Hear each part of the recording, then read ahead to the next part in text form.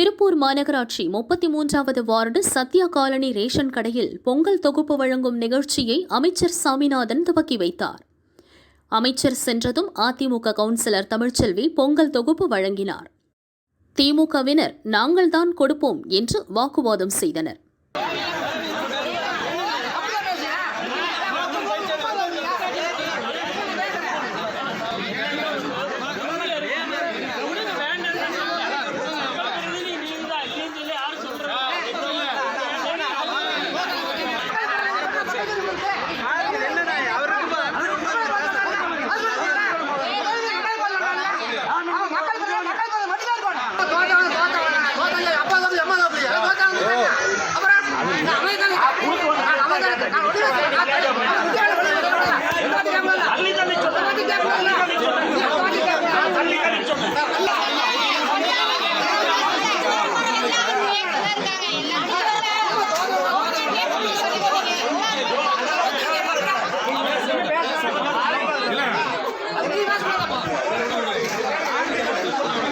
போலீசார் இருதரப்பையும் சமரசம் செய்து வைத்தனர்.